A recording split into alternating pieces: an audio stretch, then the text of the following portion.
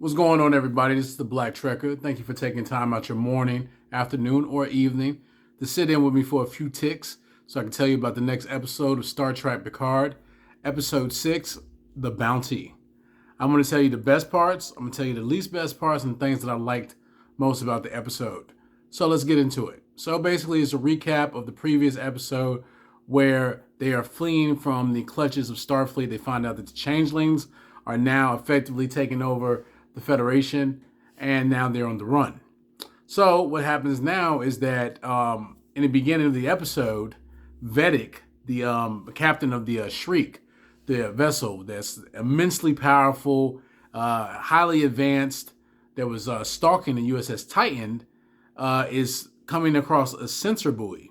And the sensor buoys are used for a variety of reasons for Federation ships, to scan ahead in unknown regions, but then also to give out fake warp signatures. And this is by design by the Federation, just in case a ship needs to flee or a ship needs to be able to evade an enemy for whatever reason. And so they're coming up on these sensor buoys. And then also the Federation that is looking for them now, Starfleet, is coming up on these buoys.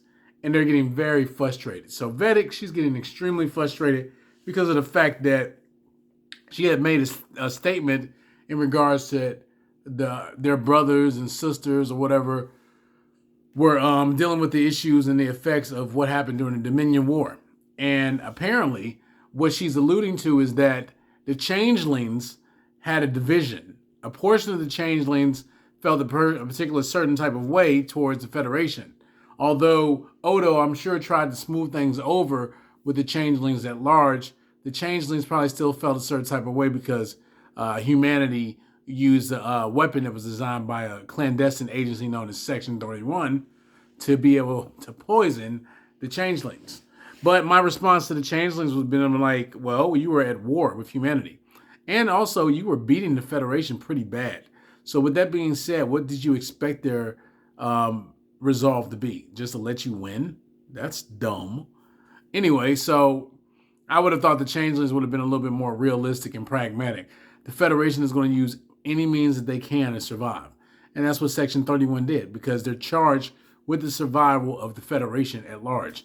And a clandestine organization, just like the Tal Shiar or the Obsidian Order, is not going to allow its parent government to be destroyed by an outside alien threat. That's backwards and dumb. So I'm just surprised that the Changelings, because I'm sure they have their own clandestine service, would have not understand the purpose of that.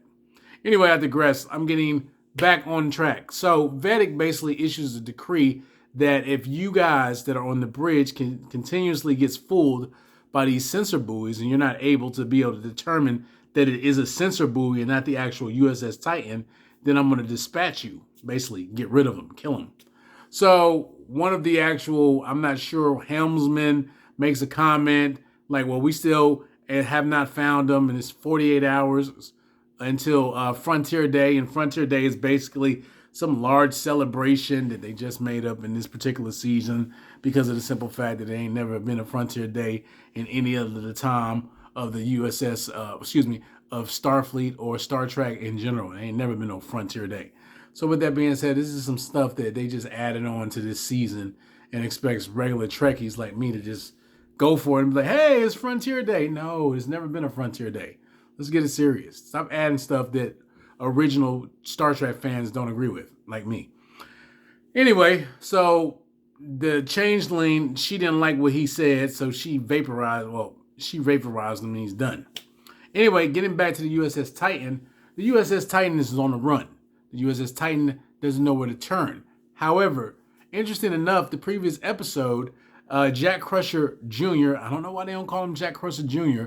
I mean, he's named after his father's best friend, and his name was Jack Crusher. So how's he Jack Crusher and not Jr.?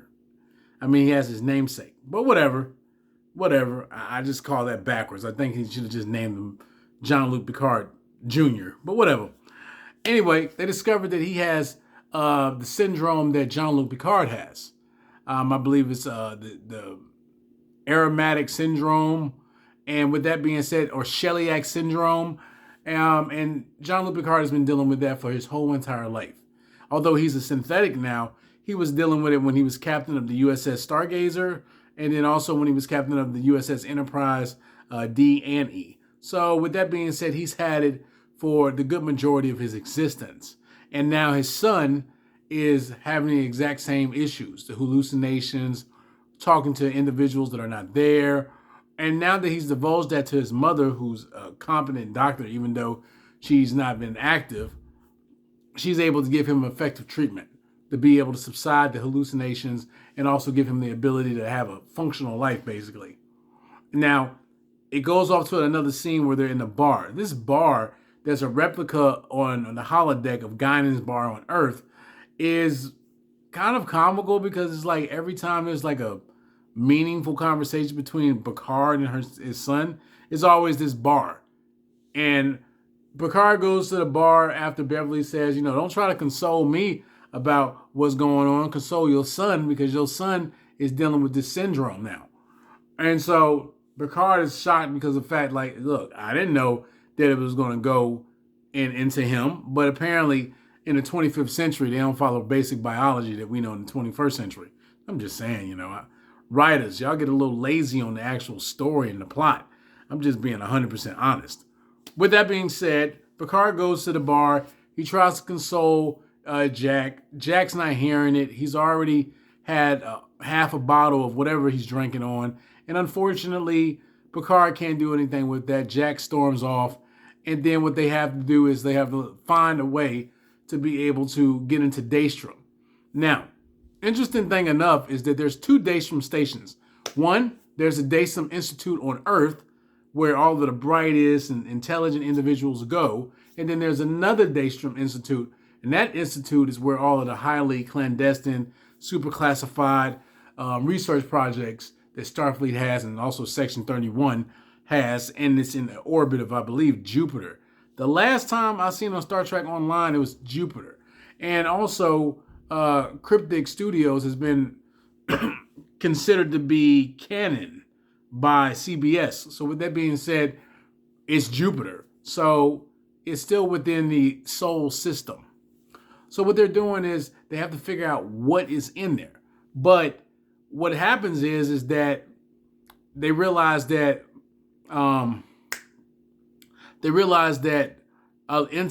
Commander Ro Laren had 2 assets in Starfleet intelligence. Now, of course, they don't know exactly who it is, but they're going to meet them at this star. The star is of no consequence. It doesn't give a name. It looks like a red giant. And what they do is they meet them there. Worf and Ralphie. And they beam on the ship. Picard is noticeably surprised because it's Mr. Worf. Worf throws a ding at Picard by saying it's been 11 years, 5 months, 32 days. Basically stuff that Data used to do. And Picard, he kind of gets annoyed by that. But then also he gets really annoyed because of the simple fact that Worf kind of dinged him on the wine that he makes at Chateau Picard. Because although Picard is a recognized admiral and famous throughout the Federation, he's also keeping up with the legacy of his family because back in the early 20th century, they used to make wine. And so Chateau Picard is a very famous wine in the 25th century. Now, although they don't get money for it, I don't know why they make wine and I guess they just give it to people because there's no kind of like profit in it. And from the perspective of like a Ferengi would be like, why are we doing this? I know the Federation doesn't have money, but why are we just making wine just to, I guess, give it to people? I don't know. Maybe the Picard family, Chateau Picard, got some kind of deal with the Cisco family and they like, selling it to them or giving it to them so people can drink it while they have dinner. I don't know. But anyway, Worf dings Picard, I guess like as a joke, like saying, hey, listen, your wine is kind of tart and it's not as good as I thought it was going to be. And Picard looking like, what you talking about? Because Picard apparently ain't in charge of the operations of the actual wine or vineyard on Chateau Picard. Anyway, they ask for permission to come aboard. They come aboard and Ralphie, all right, I'm just going to say the elephant in the room. This woke culture that they have with the relationship between Ralphie and Seven of Nine is completely unnecessary. It's so unnecessary. We don't need to have this in modern Star Trek. I mean, come on now, let's get serious. It's so many undertones of they're in a relationship and it's not a normal relationship, blah, blah, blah, blah, blah. Can we stop with this? Can we dispense with this behavior? Just por favor, please. Anyway, so what they do is they go into the conference room and they're discussing, okay, well, what's going on with Daystrom Institute? And basically Worf and Ralphie are saying, listen, it's protected by some kind of highly encrypted AI system, and we really don't know what's in it, but we got this key that we got from this criminal, some Vulcan dude that was highly intelligent, and he liked to make bets, and Worf was able to it's Worf. Worf is a warrior. He's been through the Dominion War. He's just a badass, I mean, come on now. You can't survive against Worf. Stop it. He killed Gowron. For real. He killed Gowron, the leader of the Empire. And Worf was so honorable, he ain't even want to be emperor. He ain't even want to be the chancellor of the Klingon Empire. He gave it to his brother, Martok. How much honorable can you get beyond that? The dude is outstanding. So, with that being said, Worf is like, we got to break into the Daystrom Institute. And then Picard said something about burgle. I thought it was burglarize or something. Nope, it's burgle. And then Captain Riker was like, excellent use of the word, sir. And so now they're just like, listen, we got to go back to the Daystrom Institute. Now, this is my only caveat about that. Isn't the Daystrom Institute deep within Federation territory of one of the main member actual states? One of the founding members, Earth? I mean, come on now. The Federation is, at this particular time, it should be like 160 planets, maybe 170 planets. By comparison to, say, something like Star Wars, that's still tiny. Or something compared to the Imperium is still tiny. But 150 planets, 170 planets, and you have, basically a Kardashev 3 civilization? Come on now. You telling me that the Daystrom ain't got no high-speed, technological, advanced security procedures that can detect your ship when it comes near it? Apparently not. Because they get the idea that they're going to go behind a moon of Jupiter and be able to beam onto the Daystrom Institute. So that's what happens. Basically, they warp into behind one of the moons. It doesn't say exactly. And then they beam into the Daystrom Institute. And what happens is basically it's Worf, Ralphie, and Will Riker, Captain Will Riker. And they have this cue card. And they put it inside of it, and it automatically gives them access to be able to access, I know I said that twice, access the actual station without the advanced AI computer system from nullifying them. Now, at the same time, these 2 new class starships come out of the woodwork. And Lieutenant Laforge is basically saying that, these are, I forget what the name of the class is, but she was basically like, they have weapon systems, and if they hit us, if we're not destroyed, we're going to be severely crippled, and we are not going to be able to escape them because we're going to be leaking. I like that, though. I like to see that the Federation got some high-speed, very powerful ships. I like that. That's good. But nonetheless, they get detected, and now they run it. So Picard listen, hey, guys, look, we got a jet. We're going to come back and pick you up shortly, but you're on your own. You got about an hour to find out what's going on. And so they're on side of Daystrom Institute.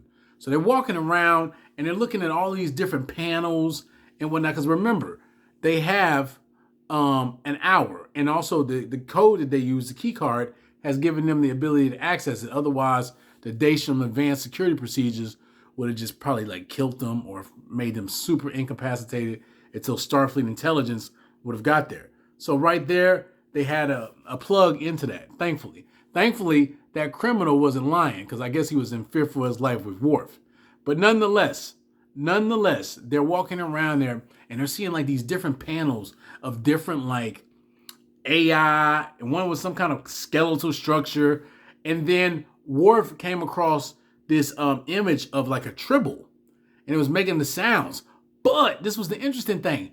It jumped onto the wall, and you saw all these claws and these teeth, and then Worf was startled, And then Captain Riker made a statement about, man, all of that Klingon bravado shooken by a little tribble. And then Worf got upset because of the fact that Will Riker has always been dinging Worf for years with little comical retorts back and forth. And Worf was able, back in the day, he was able to, be like, be kind of sarcastic back with Will. But unfortunately, Worf in his older age is more mature and more, somber and stoic. And so he's not really like jokey joke Worf from back in the day. Because jokey joke Worf back in the day used to say something back to Will Riker. They have a mutual respect for each other. Kind of like an older brother and a younger brother. The younger brother wants to be jovial and the older brother wants to be stoic and wise and calm and collected. It's hilarious.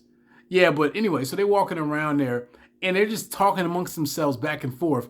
And so Ralphie, she kind of like breaks it up and it's like, come on, gentlemen, we got to be serious. Meanwhile, when you go back to the USS Titan, Picard says, set a course for Ethan Prime.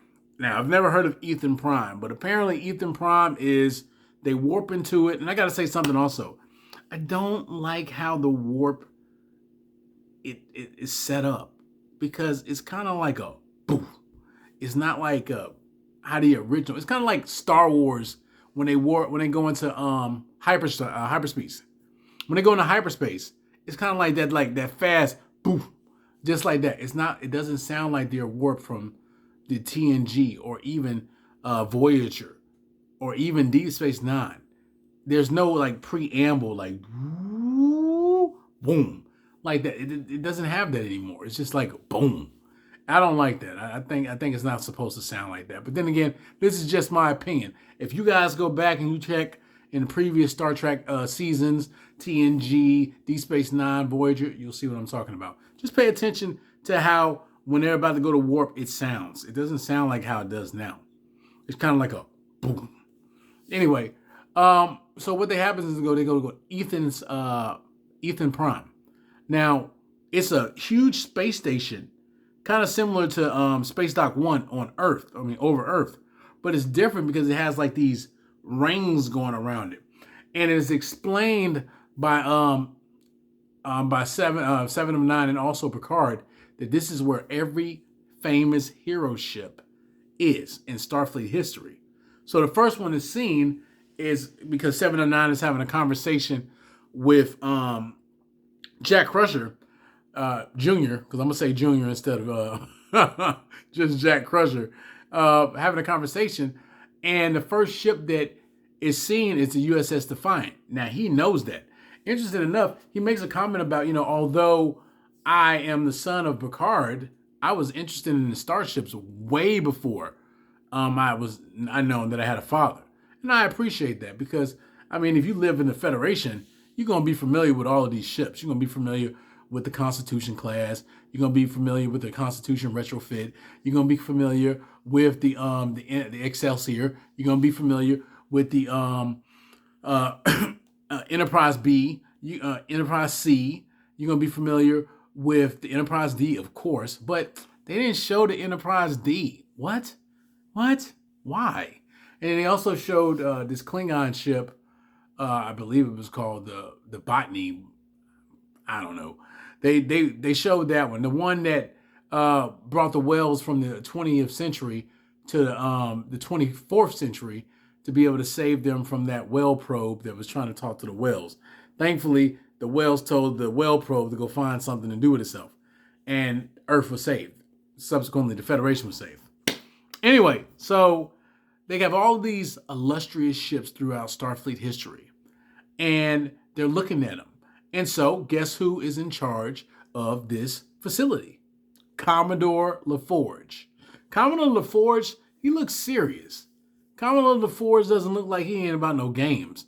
And the rank of Commodore is a very prestigious rank. I want to say Commodore is equivalent to being similar to a high-ranking admiral. And let's not forget that the ranks in Star Trek and the ranks that are in the Federation are really tied in with the U.S. Navy, because Starfleet is a representation, at least that I believe that was the creative thought from Gene Roddenberry, was that Starfleet would be a representation of the United States. And then like the Klingons on the original TV show was the representation of the Russians. So it was kind of like paying like tribute to the actual current world powers. And Earth would be kind of like considered like a microcosm of the galaxy. But anyway, they get to Ethan Prime, and Ethan Prime is where all of the old original starships that were hero ships go to rest, their final resting place, because they don't just destroy the ship. I believe they just decommission it. They power down the weapon systems, and I guess it's just on minimal power levels, and it just sits there for forever or whatever, like that, unless they have tours, because he said that people come, and I guess they have the ability to beam onto the ship and walk around. It'd be pretty dope. I mean, to go in the Constitution class, and it'd be dope to be able to go in the Galaxy class and whatnot and see the ship outright. That would be outstanding. Nonetheless, Geordi beams on board, and they, it's the nostalgia. They haven't seen each other in many, many years. Geordi makes a statement to Beverly, like, I wanted to know if I was going to give you a Picard handshake or if I was going to give you a hug. And so Picard's like, well, which one is it? And then he gives Beverly Crusher a hug. I knew he was going to do that. It's cheesy. These people knew each other. They worked with each other for close to 10 years. They got a lot of respect. They survived many dangerous encounters. You know who they went up against, the Borg, on numerous occasions. Let's not forget they first encounter at Farpoint. They went against the Q.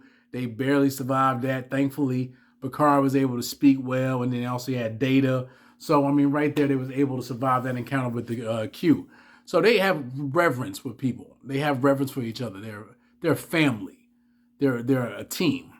So anyway, Laforge is like telling him, like, it's so good to see you guys. He sees Worf and everything is copacetic. But then Picard tries to like introduce him to his son, and Laforge is like, man, I don't care who he is, man. Let's just go to the other room. I want to talk to you about what's going on. And so Picard and Laforge are talking, and Laforge is like, look, man, I love to help you, but Starfleet is on your ass. Starfleet is hunting you down. And now you putting me in danger, and you putting my daughter, because he has another daughter. She's an engineer like him. And the younger daughter is a pilot, kind of like a Tom Paris, but a woman. And so he kind of was like, I guess, low-key disappointed that she didn't want to be an engineer, which I think is ridiculous because she's in Starfleet, just like him. So they followed his footsteps by being Starfleet officers. So what's the issue? I wouldn't be tripping off of that. She's doing exactly what I did, pursued the exact same career. So what's the big deal? You are a Starfleet officer, a Commodore no less, and you have 2 daughters. Come on now, that are in Starfleet. I would be very proud. I'm just saying. But I could be wrong. You guys may look at it in a different way from your perspective. But me, I'll be very proud. Anyway, so he's like, listen, man, I can't help you. You put me and my family in danger because everybody gonna come. And Vedic said in like a scene before this, I want to know all their previous associates. I want to know their friends. I want to know their family, everybody. Because we got to get this Picard dude. We got to get him. Now, again, at this particular moment, it's not really clear on why they so determined to get Picard and then Jack. I didn't see it. I don't get it. Anyway, so Laforge is basically telling Picard, look, I can't help you, man. I'm not going to put my family in danger. And I would appreciate it if you allow my daughter to stay. So what happens is that Picard comes out. Picard is a bit upset because of the fact that, Laforge is not going to help him. Even though Laforge has an immense amount of respect for Picard, and also because of Worf, he has a family. And I can understand that because he's fearful. He would do it by himself when he was younger. He never questioned about the danger that he could potentially be in when he was younger. But because he's a family man, he is worried. And I got that. I can 100% understand that. And Picard said it himself when he came out. He was like, listen, your father doesn't want to help us because he's worried about the welfare of you guys. So what happens is that Laforge's daughter basically comes in and says, hey, listen, why are you not going to help us? And then he's like, sit down. Now, before then, when they beamed on board, what I neglected to mention beforehand was that Laforge's daughter and Laforge had a kind of like a tumultuous relationship because when he said her name, she said, sir. Like, it ain't no like love or nothing like that. But anyway, After that, I believe they started to reconcile because she was like, well, why you don't want to help us? And he was like, because, you got to stick with your family. And she was like, well, they are my family. This is my crew. And it kind of was like a shot at Laforge, like, dude, you don't want to help out your old captain? You don't want to help out your old crew? We got Will, we got Worf, we got Beverly. This is your old crew. You don't want to help them? And he was just like, he was basically saying to her, like, no, you need to be with the family. And she was like, this is my family. And she was basically saying, I'm Starfleet, just like you. And it was a somewhat okay moment, but I didn't really feel a touchiness about it, because I can look at Laforge. He's hardened. He's the commandant, and he's in charge of something important. So anyway, she leaves, and then she starts talking to Jack. And Jack is looking around at the ships, and he sees a Klingon bird of prey. Now, what do Klingon birds of prey have? They have cloaking devices. They couldn't find, when they initially crash landed with the whales, they couldn't find the bird of prey because apparently it recloaked underwater, and they couldn't find it for a while. But then they were able to find it, they didn't say exactly when, but they found it. And nonetheless, what occurred is that they basically was like, okay, well, we could use the Klingons' bird of prey's cloaking device. So what happened is that this was the thought between Jack and then also Laforge's younger daughter. And so what happened is that the ship just started to cloak. All this immense gamma radiation was detected. And Commander 7 was like, we're cloaked. And then Picard was like, wait. And then Laforge was going off like, wait a second. Wait a minute. You stole the cloaking device. And basically, Laforge's younger daughter was basically saying, like, listen, if we don't calibrate this right, we could inadvertently blow up the ship or severely damage the ship. So then I don't know how to do this. And then, of course, like a typical trope, Laforge was like, I know how to do it. And we're going to have to do this on the fly, like he said. And he told his older daughter to do something from another part of the ship. And then they got busy on it. I'm sure he was able to patch it up. I mean, it's Laforge. I mean, come on now. I know it's questions of who was the greatest engineer in Starfleet history. I mean, it's Laforge. Stop it. I don't care what nobody say about Scotty. I don't care what nobody say about B'Elanna Torres. They are very competent engineers. Don't get me wrong. But Laforge, that's the man right there. That is the man all day long. That's the best engineer in Starfleet history, period.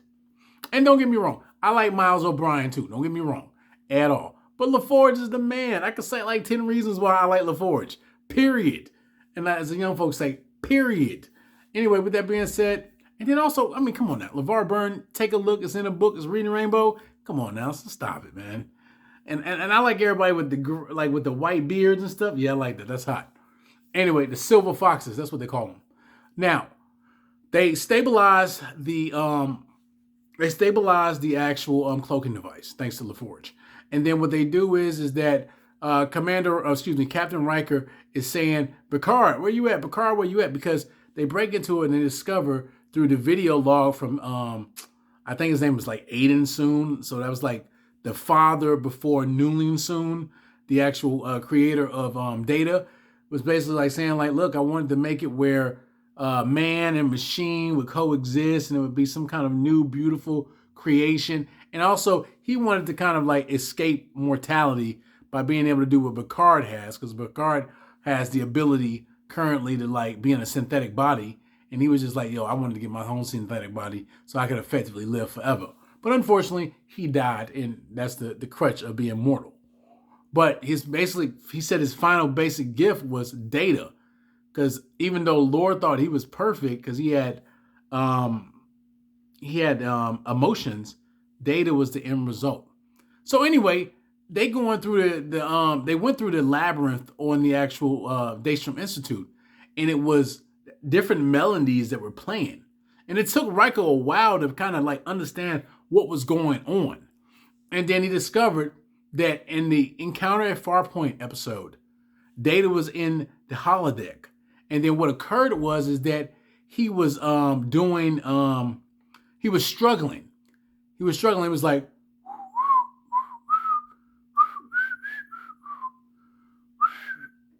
and he couldn't do the crescendo.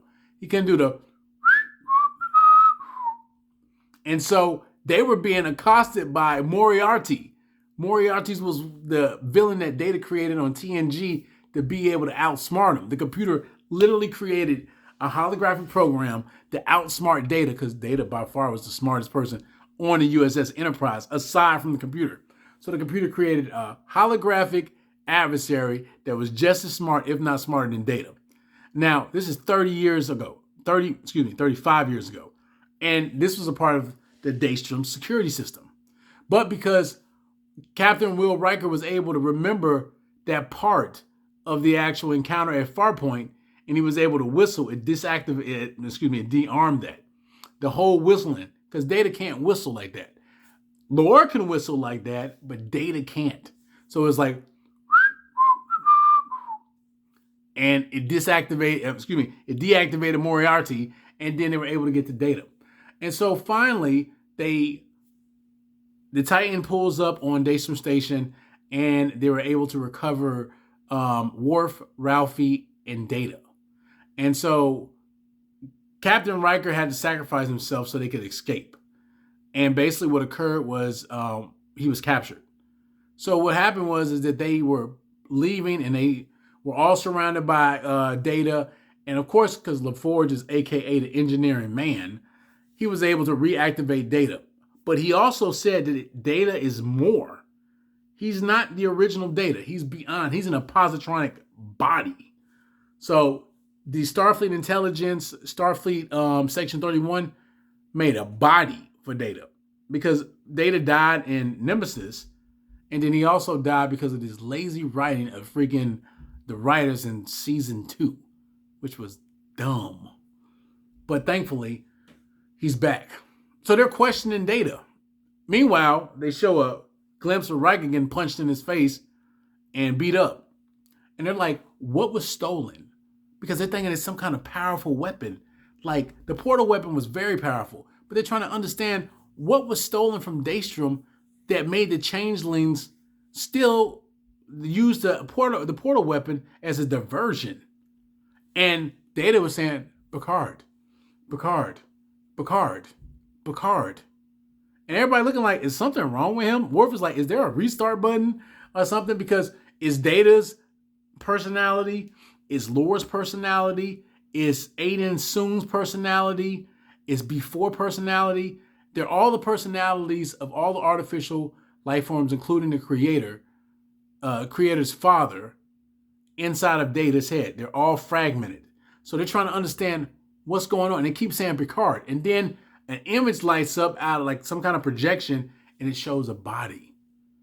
And the body, Worf looks like he's familiar with that body, and everybody sees it, and it's Picard's necrotic body in stasis. So the Changelings stole Picard's original body. Now this is interesting. Why would they steal Picard's necrotic body? It's decomposing. He's dead. I don't know. I would surmise that it had to do something with when he was Locutus aboard, because although the Changelings are extremely powerful and highly technologically advanced, come on now. Nobody wants smoke with the Borg.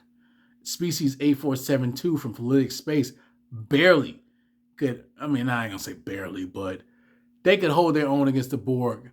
But the Borg had trillions of Borgs spanning thousands of light years. Nobody in the galaxy wants smoke with the Borg. Nobody. So with that being said, the Federation can hold its own against the Borg to a certain degree.